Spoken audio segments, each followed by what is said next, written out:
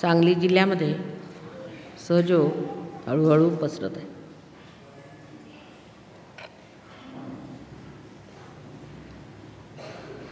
पण जी गोष्ट हळूहळू पसरते ती जम चांगला धरते आणि कोणतीही जिवंत क्रिया हळूहळू होत असते. तेव्हा एकदमच ती मोठ्या प्रमाणात होईल अशी आपण आशा ठेवू नये.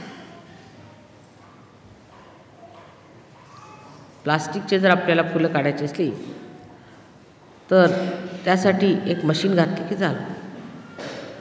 पण जिवंत फुलं काढण्यासाठी वेळ लागतो, मशागत करावी लागते, मेहनत करावी लागते.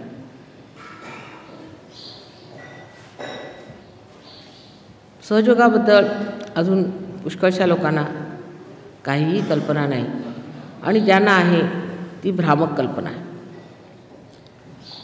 पैकी आपल्याकडे पुष्कळसे असे पंथ आहेत, संप्रदाय आहेत जे आधीपासूनच कार्यान्वित आहेत. पण हे पंथ आणि संप्रदाय ह्यांचा आपल्याला काही फायदा झालेला नाही. इतके दिवस आम्ही पंढरीला गेलो, इतके दिवस आम्ही तुळजापूरच्या भवानीची सेवा केली, इतके दिवस आम्ही कोल्हापूरच्या महालक्ष्मीला जात होतो, सगळं काही केलं आम्ही,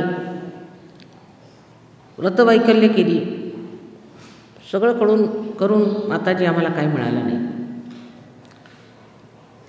त्यातून तुमची मुलं उद्या मोठी होतील आणि ती तुम्हाला म्हणतील की इतका तुम्ही वेळ घालवला, पैसे घालवले, मेहनत केली आणि शेवटी तुमच्या हाती काही आलं नाही, म्हणजे परमेश्वरच नाही आहे.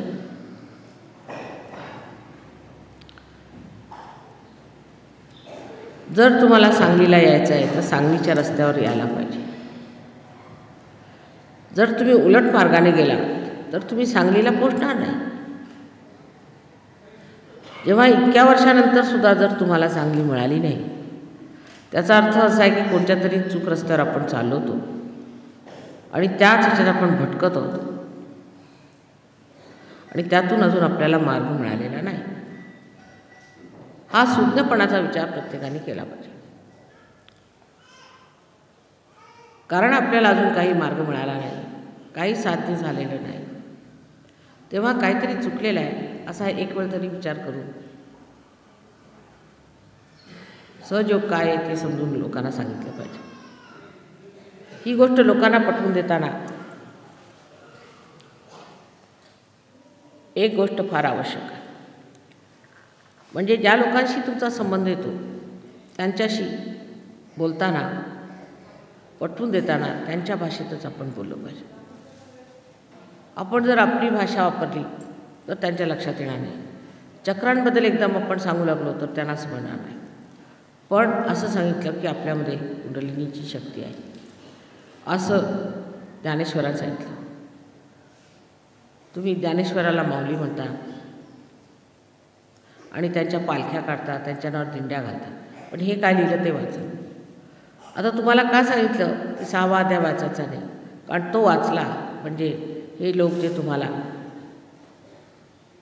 चूक मार्गावर नेत आहेत, तुम्हाला लुबाडत आहेत, त्यांचं फावणार नाही.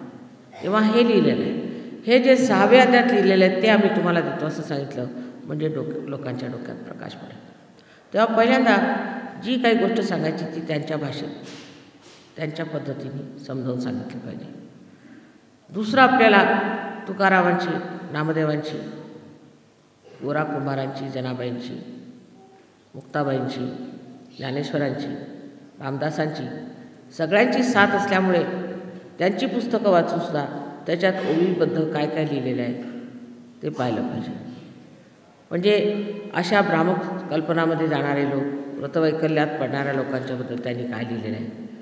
स्वतः ज्ञानेश्वरांनी अमृतानुभव पुस्तकामध्ये इतकं स्पष्ट रूपाने लिहिलेलं आहे की जर त्यांचं कोणी पुस्तक वाचून ते मनन नुसतं करायचं, विचार करायचा काय, नुसतं वाचत राहायचं नाही, तर तुम्हाला आश्चर्य वाटेल की स्पष्ट रूपाने जे मी म्हणते आहे त्याहीपेक्षा स्पष्ट रूपाने त्यांनी तिथे सांगितलेलं आहे. पण रामदास स्वामींनी, तुकारामांनी तर शिव्यांच्या लाखोल्या वाहिलेल्या आहेत अशा लोकांना. तरीसुद्धा हे उपटसुंब अजून सगळ्यांची दिशाभूल करत आहे. काल एक गृहस्थ मला म्हणाले की माताजी बुक्का लावायचा नाही असं तुम्ही म्हणाले ते का? बुक्का लावतो आपण आज्ञाचक्रावरती सूर्य आहे, सूर्याला आपण काळं लावतो. पण सहयोगाच्या दृष्टीने नाही विचार केला तरीसुद्धा एक गोष्ट साधी विचारायची त्यांना की जे लोक तुम्हाला बुक्का लावायला सांगतात म्हणजे हे जे पंढरपुराला बसून भटजीबुवा आहेत तिथले, त्यांना बडवे असं नाव सार्थ आहे, ते बडवतातच लोकांना. ते बडवे ते कधीही बुक्का लावत नाही. कोणताही भटजी काळं डोक्याला लावत नाही. मग तुम्ही कशाला काळं लावायचं? असे जर तुम्ही त्यांना बरोबर प्रश्न सांगितले तर त्यांच्या डोक्यात ही गोष्ट येईल. आणि उद्या जर त्यांचा मुलगा वाईट मार्गाला लागला तर त्याला कारणीभूत तुम्ही आहात. कारण तुम्ही जे परमेश्वर म्हणून म्हणत होता त्या परमेश्वरामध्ये काहीही मिळालेलं नाही, काहीही तुम्हाला लाभ झालेला नाही, हे स्पष्ट रूपाने सांगितलं पाहिजे. हे स्पष्ट रूपाने सांगितल्यानंतरच त्यांच्या लक्षात 100तला एक जरी मनुष्य ठिकाणावर आला, जर एक जरी मनुष्य ठिकाणावर आला तर समजायचं आपण पुष्कळ लाभ झाला. पण जर एखादा मनुष्य फारच हट्टाला पेटला, जिद्दीस पेटला तर त्याला सहयोगाबद्दल सांगण्याची गरज नाही. ख्रिस्तानी स्पष्ट सांगितलं आहे की डुकरांपुढे मोती ओतायचे नसतात. त्यांना काही कळतच नाही, तर त्यांच्यासमोर कशाला मोती ओतायचे? हे मोती आहेत, हे जीवनातले मोती आहेत. तेव्हा तुम्हाला समजायचं नाही तुमचं भाग्य पाहिजे. तुम्हाला भाग्य नाही, तुमचं कुठेतरी झोपलेलं दिसतं आहे किंवा कुठेतरी नष्ट झालेलं दिसतं आहे, तेव्हा ह्याला भाग्यवान पाहिजे. नंतर ह्याच्यामध्ये वीरतापूर्ण लोक पाहिजे. सुरुवातीला पुष्कळ बघे लोक येतात प्रोग्रामला, मी बघते पुष्कळ बघे असतात. त्यामुळे पहिल्या दिवशी प्रोग्राम जो होईल त्याच्यात पुष्कळ गर्दी असणार, भरमसाठ गर्दी येईल. दुसऱ्या दिवशी प्रोग्राम होईल त्यात निम्मे राहतील. कारण काय आहे की बाकीचे बघे ते वगळले गेले, हे बरं झालं, नाही तर डोकं दुखेल. आता जसे बघे असतील पुष्कळ लोक ते सहयोगी होणार नाही पण बघत राहतील. ते बघे वगळले गेले म्हणजे मग त्याच्यानंतर मग निम्म्याने राहिले. निम्म्यातले सुद्धा जे वीर असतील, जे शूरवीर असतील, एऱ्या गबाळ्याचे काम नव्हे, स्पष्ट सांगितले, एऱ्या गबाळ्याचे काम नव्हे. म्हणजे त्याला तरी पाहिजे जातीचे. मराठी भाषेत सगळ्याला तोड आहे. आणखी सहजयोगाला इतकी शोभिवंत भाषा आहे आणि इतकी उपयोगी आहे की जर मराठी भाषा तुमच्या हातात आहे आणि मराठी लोकांशी बोलायचं असलं तर सहयोग तुम्हाला पटवता आलाच पाहिजे. म्हणजे तार्किकदृष्ट्याने सुद्धा तुम्हाला पटवता आला पाहिजे. त्याला पाहिजे जातीचे. तुम्ही जातीचे नाहीत तेव्हा नमस्कार तुम्हाला जा. शब्द आहे जातीवंत. आणि देवीबद्दल म्हटलं आहे, या देवी सर्वभूतेषु जाती रूपेण संस्थिता. जी जात तुमच्यात आहे, ज्या जातीचे तुम्ही नाहीच त्याच्यात तुम्हाला त्या जमातीत तुम्ही तुम्हाला कसे घेणार? जातीचा अर्थ ब्राह्मण किंवा शूद्र वगैरे असा नाही. जात म्हणजे आतली जी आपली प्रवृत्ती आहे, ज्याला ॲप्टिट्यूड म्हणतात, प्रवृत्ती आहे. ती प्रवृत्ती काय, त्या प्रवृत्तीवर अवलंबून असतं की मनुष्याची जात काय. आणि मग देवीच्या वर्णात सगळं लिहिलेलंच आहे, संबंध वर्णन आहे. ते एक एक वर्णन तंतोतंत तुम्हाला सहयोगात मिळेल. शोभना सुलभगती, शोभना सुलभगती. सुलभगती याची जी गती आहे सुलभ आहे म्हणजे सोप्याने मिळते. आणि शोभिवंत आहे म्हणजे ह्याच्यात काय ओरडायला नको, आरडायला नको, झिंगल्यासारखं ते दिंड्या घालायला नको, काय वेड्यासारखं वागायला नको, काही नाही. शोभना सुलभगती. आता पुष्कळचे लोक उडत असतात नुसते. आता तुम्ही बघा काही काही लोकांचे मेडिटेशन असे असतात की नको रे ते बाबा मेडिटेशन. किंचाळून ओरडून कपडे फाडून अशा तऱ्हेने त्यांचे प्रकार चाललेले असतात. शोभना सुलभागती असं देवीचं वर्णन आहे. ती तुम्हाला शोभना सुलभागती देते. जर हे जर देवीचं वर्णन आहे त्याप्रमाणे जर घटित होतं तर मग कशाला तुम्ही उगीच पाय घासत तिथे जाता? ही पायपीट कशाला? पण त्याचा अर्थ असा नव्हे की पुंडरीकाक्ष हे मोठे संत झाले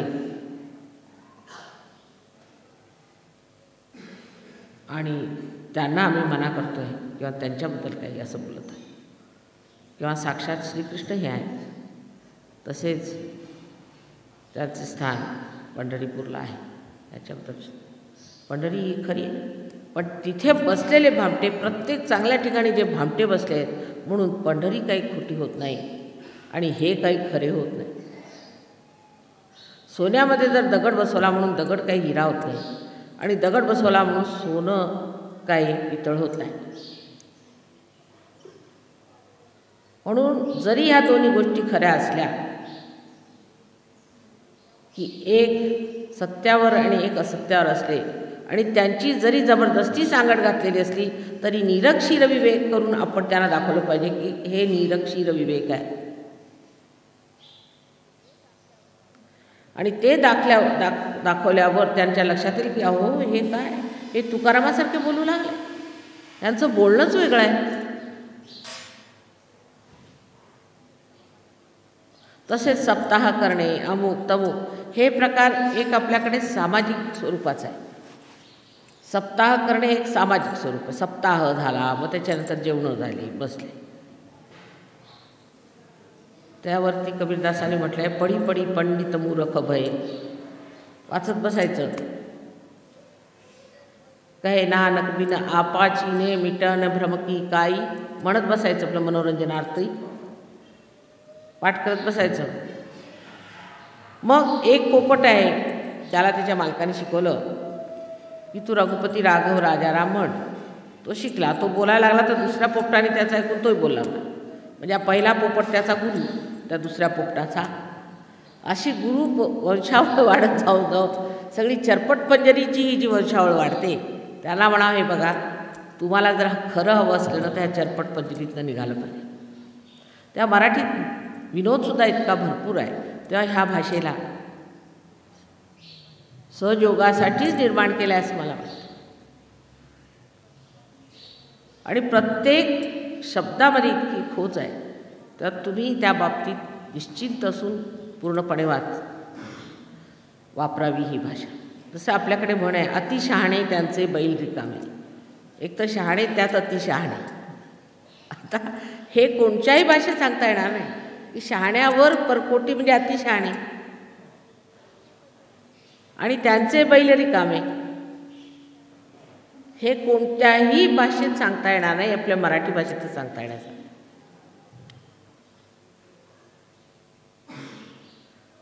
तेव्हा ह्या भाषेचा पूर्णपणे उपयोग घेतला पाहिजे. तर जरी तुम्ही ब्रह्मनिष्ठ आहात आणि तुम्हाला ब्रह्म मिळालेला आहे आणि त्याला तुम्ही निष्ठेने पाळलेलं आहे आणि तुमच्यातून वाहत असलं, आणि चैतन्य जरी संबंध वाहून त्या ब्रह्माची सगळ्यांना ओळख जरी करून देत असली, तरीसुद्धा एक गुरु होण्यासाठी तुम्हाला वंशपरंपरागत जे काही ज्ञान आहे जगातलं ते माहीत असायला पाहिजे, आणि वेदशास्त्र संपन्न असायला पाहिजे. म्हणजे वेदशास्त्र म्हणजे वेद वाचले पाहिजे असं नाही, पण इतर साधूजनांनी संतांनी काय म्हटलेलं आहे त्याचा गोषवारा घेऊन त्याचं ज्ञान असायला पाहिजे. त्याच्यासाठी काही विशेष वाचन करण्याची गरज नाही किंवा विशेष काही कार्य करण्याची गरज नाही. फक्त आपले सर्वसाधारण रुची पुस्तकं थोडासा वाचनाचा व्यासंग ठेवायचा आणि वाचून काढलं की सगळ्यांना समजेल. कारण सहयोगी एकदा झाला म्हणजे तो कसाही असे ना का त्याला सगळं काही समजतं. तेव्हा अशा रीतीने एक दुसरी बाजू तुम्ही मांडू शकता.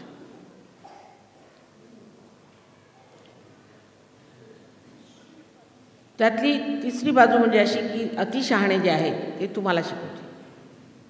तुका म्हणे ऐसे सुरू झालं की त्यांना म्हणायचं तुका म्हणे कैसे, त्याचं उत्तर असायला पाहिजे. आणि दुसरं म्हणजे तुका म्हणे ऐसे म्हटल्यावर कोणत्या ह्याच्यात ऐसे काहीतरी कुठलं तरी बरं. प्रत्येक तुका आता झाले त्यांच्या मागे काही लावून द्यायचं शेपूट. तुका म्हणे ऐसे की बुक्का लावावे. वा म्हटलं असं का, त्यांच्या काळी होता का कुठं बुक्का बिक्का असं म्हणून त्यांच्या नावाने ही तिसरी पद्धत आहे की तुम्ही बुक्का लावूनच गेलं पाहिजे.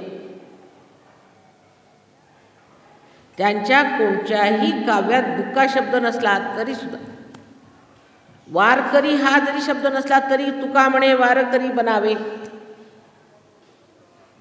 अशी जबरदस्ती त्यांच्या नावाची घेऊन खोटं सांगायचं. आता उद्या म्हणतील माताजी म्हणे, माझं काय वाटेल त्या नाव वापरू शकतो. जर वापरायलाच निघालो तर कोणाचंही नाव घेऊन आपण म्हणू शकतो की माताजी म्हणे बुक्का लावणे आता परवा एक आमच्याबद्दल तिकडे लंडनला काढलं की माताजींचं असं म्हणणं आहे की उपोषण केलं पाहिजे, जेवलं नाही पाहिजे. म्हटलं चांगलं. अशा प्रकारच्या ह्या अनेक तऱ्हेच्या ज्या तुमच्यावरती वारंवार आक्रमक गती येतील त्यांना तोंड देता आलं पाहिजे. थोडा वेळचा हा लढा आहे आणि एकदा जर का तो लढा संपला तर तो लोक गारद होतात, अगदी गारद होतात. तो काही औरंगजेबाशी लढा नाही आहे, अज्ञानाचा लढा आहे आणि ज्ञानाचा प्रकाश त्यात पडल्याबरोबर सगळे लोक गारद होतात. कारण त्याचं त्याच्यात हित आहे, हे त्यांच्यात हित आहे, हे तुमच्या हितासाठी आम्ही सांगतो आहे, ज्याच्यात तुमचं हित आहे ते आम्ही सांगतो आहे असं बोलायचं. त्यांनी त्यांच्या डोक्यात बरोबर लक्कन प्रकाश पडेल आणि सर्व ठीक होणार आहे. आजचं आमचं भाषण जरा टेप करून ते नंतर पाठवून दिलं पाहिजे व्यवस्थित लिहून, कारण सगळ्यांना उपयोगी आहे ते.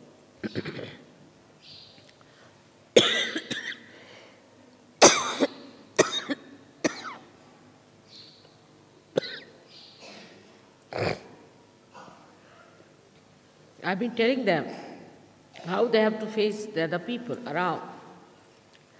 You have the same problems, little more sophisticated. The problems are not so sophisticated because we don't have organized religions. Thank God for that also. But because you have organized religions, you have to face them in an organized way.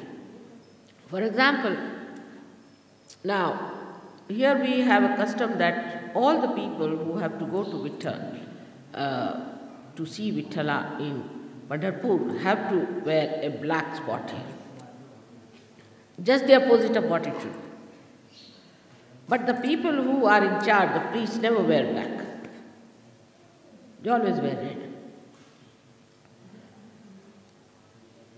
But the religions across the oceans have become so organized and so solid, absolutely solidified. It has gone into their brain so much that if they have to give up those ideas which are absolutely gross, they think they'll have to give up God. It's so much identified. Church is identified with God. Church has become God, God has become church.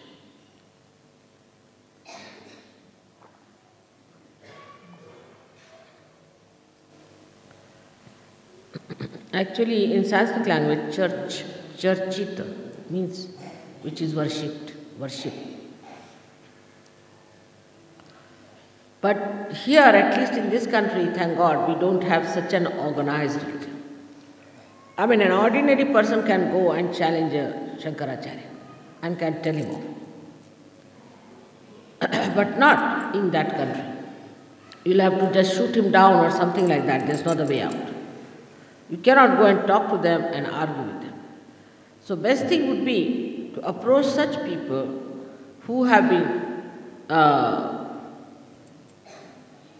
opposing those things.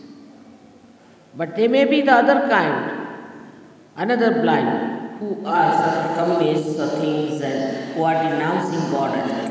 Because if they denounce the church, they also denounce God. So you should find out such people who are understanding that there is God but there is no church. And I think there is a big population of that kind. While talking to them, you have to know Bible very well. If you have to be real, you must know Bible because you cannot talk to them without it. And also other religions in which there is a complete explanation of Sahaja. If you know Bible, how far it goes up to Sahaja, you can talk to them. If you know about Christ, very well you can talk to them. So if they say chapter this and this and this and this, you should say chapter this and this and this and this. As soon as they say chapter this verse, you open the Bible and show them. So you must neutralize their arguments by your own knowledge, which is enlightened. The best point is to say, he said, that now since Christ departed from this earth, you have been following him and you are nowhere. What have you gained? Nothing. Now in the Bible it is described that He is going to send a counselor, a comforter, and a redeemer. What about that? Why don't you seek for that? The arguments should not be bombastic or aggressive, but peaceful. In between, you must be quiet for a while, listen to the person, and then tell it. I'm sure it will work out. As you know, some of you must have asked me questions also, and I must have answered them very well, but peacefully, joyfully, because they cannot disturb you. You have to disturb them and their fossilized ideas, which are to be defrozen. And for that, you have to have a temperament of a peaceful personality. I have told in general to you, but in quite details to these people, I have told them to make a proper tape out of that, and I should translate it and put it in the book that I am writing for the Sahajogis. I am supposed to be writing. So now we are looking forward of going to Ganpatipule after this puja. I would request you to go with devotion and with complete surrender that you have to achieve something. Forget the past. Forget the past. You have to forget the past. It's very important that you forget the past and then go there. Whatever has happened in your life is nothing important. Nothing can curb you down. You are like a new budding flower and you have every right to be a fruit, and no energy which is negative or so-called over-positive can subdue or destroy. Go with that idea that I am the Spirit and I have nothing to fear. May God bless you all.